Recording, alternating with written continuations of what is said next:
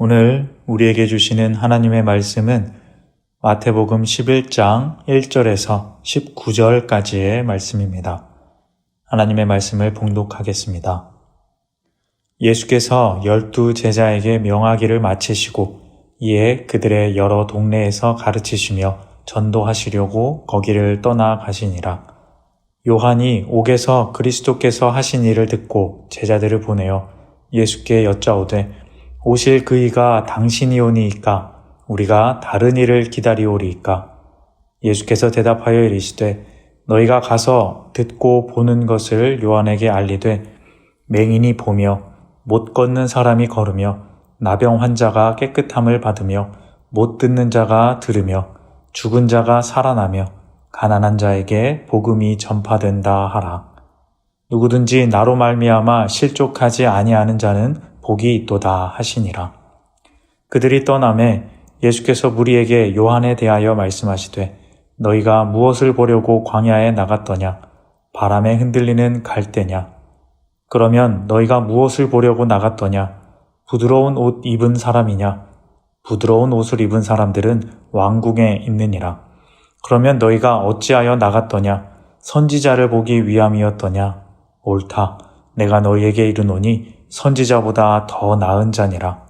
기록된 바 보라 내가 내 사자를 내 앞에 보내노니 그가 내 길을 내 앞에 준비하리라 하신 것이 이 사람에 대한 말씀이니라. 내가 진실로 너희에게 말하노니 여자가 낳은 자 중에 세례 요한보다 큰 이가 일어남이 없도다. 그러나 천국에서는 극히 작은 자라도 그보다 크니라. 세례 요한의 때부터 지금까지 천국은 침노를 당하나니 침노하는 자는 빼앗느니라.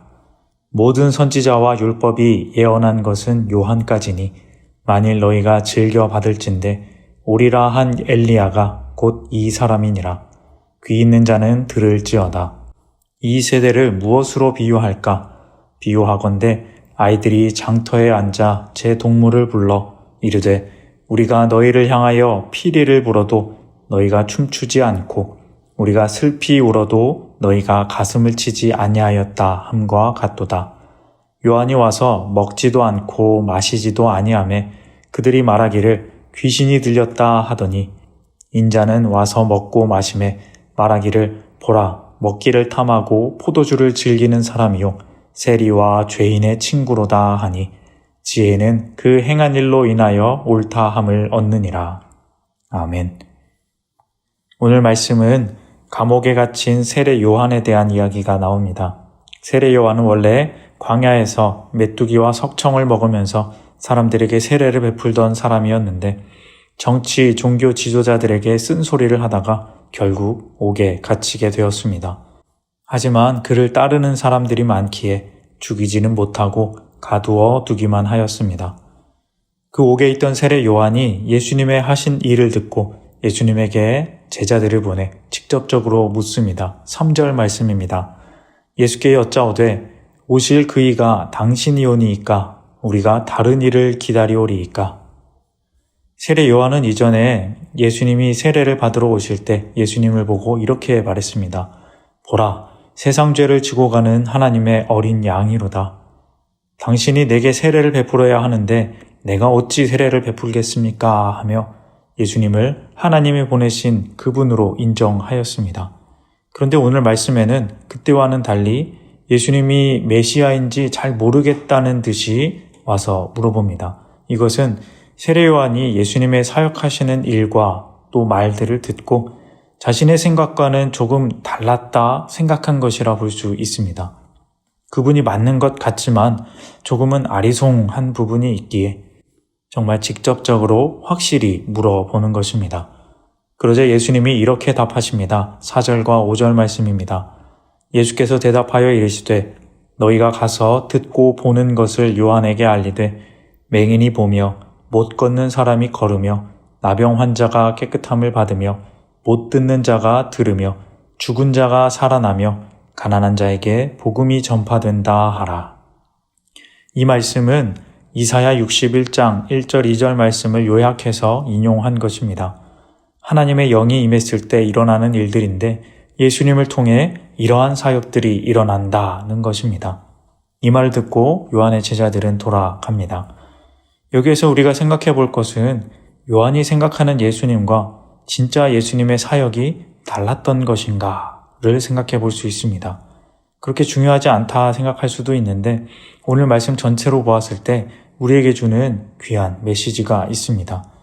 요한의 사역 중에 정말 중요한 부분은 심판의 선포였습니다. 회개하라, 천국이 가까이 왔다 하면서 요한은 임박한 진노에 대해 강조하였습니다. 권력자들을 강하게 비판하면서 하나님의 심판이 임한다 선포한 것이죠. 그것이 요한의 중심 사역이었습니다. 그런데 예수님은 조금 달랐습니다. 가난한 자들과 약한 자들을 향한 사역은 같았지만 심판의 메시지는 없었습니다. 사실 이사야 61장을 인용하는 것도 2절 마지막에 있는 여호와의 보복의 날을 선포한다 라는 말은 빼고 말하셨습니다. 이 부분은 신학적으로 굉장히 중요한 부분인데 그것을 자세하게 다루기보다는 우리가 여기서 알게 되는 것은 세례 요한과 예수님의 사역이 분명히 다른 부분이 있다는 것입니다.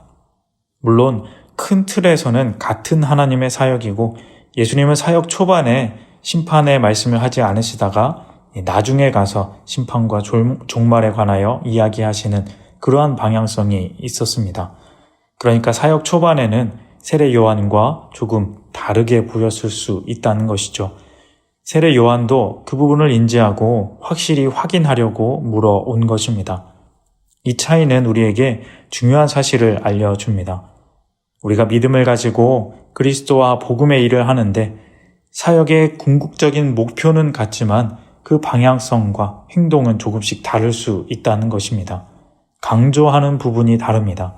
어떤 사람은 심판을 강조하고 어떤 사람은 사랑을 강조하고 물론 예수님이 가장 옳고 정확합니다.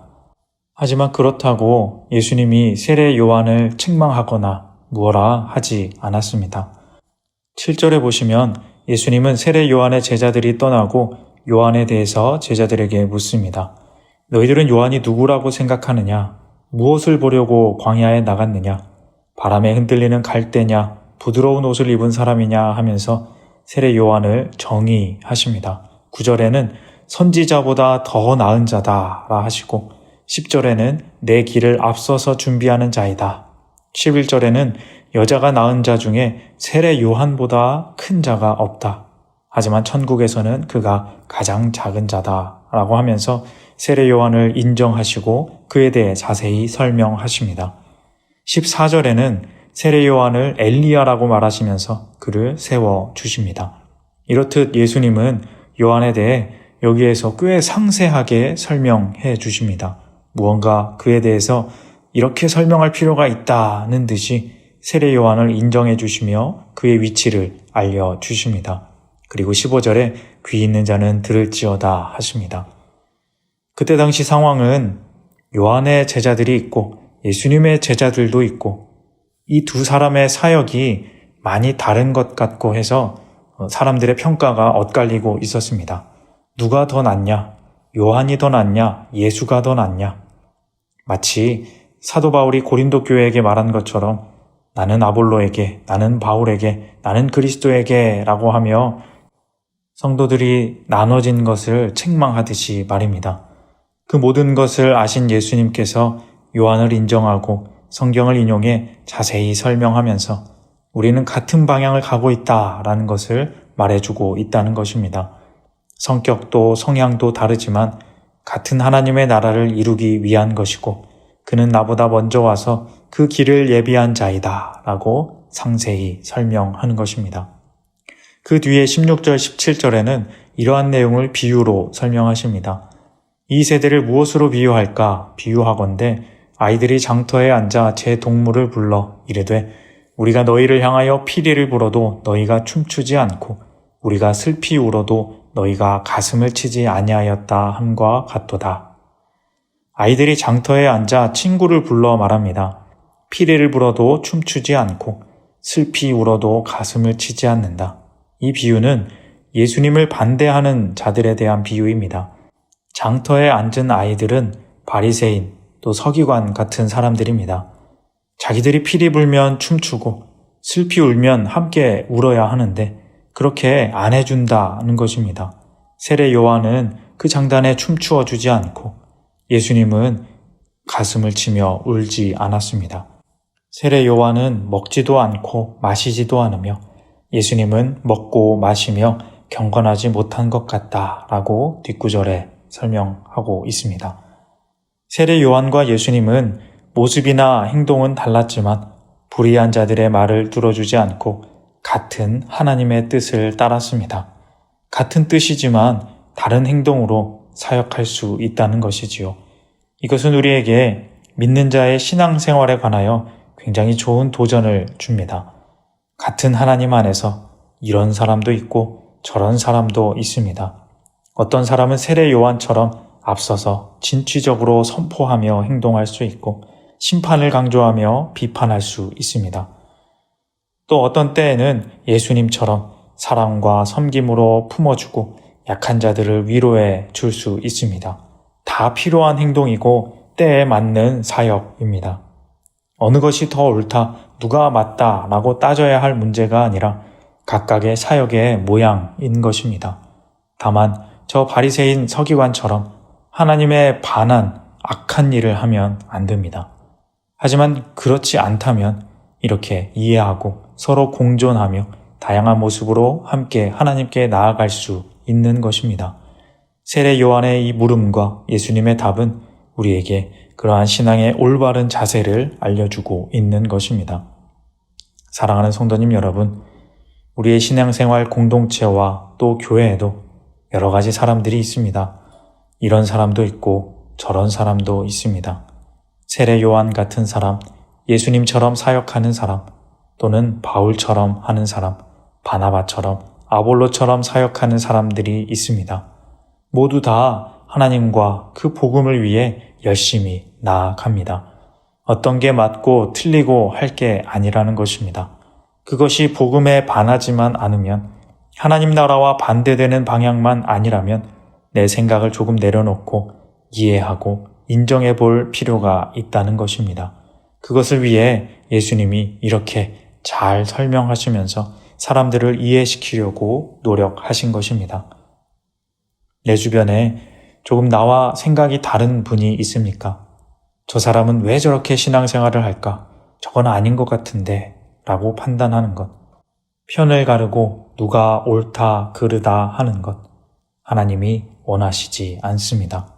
그것이 정말 생명을 죽이는 일이 아니라면, 복음에 반대하는 일이 아니라면 이해하고 함께 할 수 있는 것입니다. 아니, 그렇게 해야 하는 것입니다. 막혔던 것을 허무시고 화평으로 하나 되게 하신 예수님의 뜻을 따라 우리도 그리스도 안에서 하나가 되길 원합니다.